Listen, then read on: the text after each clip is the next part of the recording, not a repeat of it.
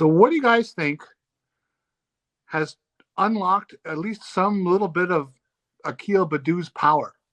Because both of these home runs were bombs, and he has done nothing like that for over a year.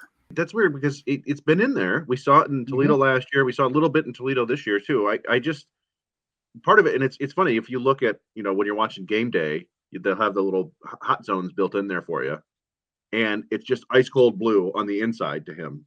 And so I don't know if he's just been focusing on getting balls away from him and poking him the other way or driving back up the middle. But yeah, he's at the point now where he seems comfortable enough to take those chances. And that's like the hill oldest time, right? When guys who have raw power but they don't necessarily hit for it, once they learn to find pitches they can pull, it really it comes out. So hopefully he's going to do that a little bit more consistently now.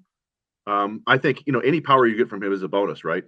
You're hoping that he's putting the ball in play, doing damage with his legs, taking walks. So, but yeah, he sure makes him look like a regular when he's hitting for power and doing the other things. Exactly. And when he starts to look like a real hitter, now you can get a skeptic like me on board that you can lengthen that lineup enough to win some ball games.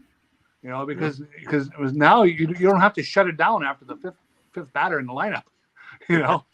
So we'll see. I think it was just like a matter of time. We obviously saw the power in his rookie year, and I think as he's gotten more comfortable, he's going to run into a couple home runs, and I think that's what's happened.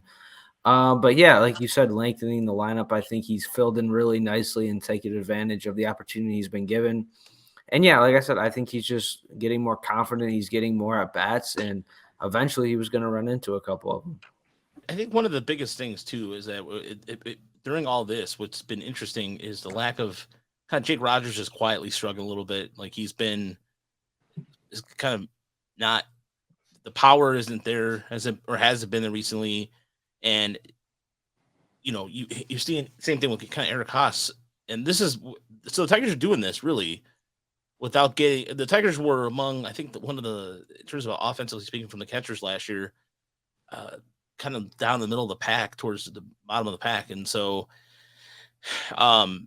they're still doing a good job defensively with it, but it's interesting to see that in terms of offense every night, it is somebody coming up a little differently. But yeah, you will hopefully coming into June that the Rogers and Haas picks it up a little bit in terms of just getting their averages up a little bit.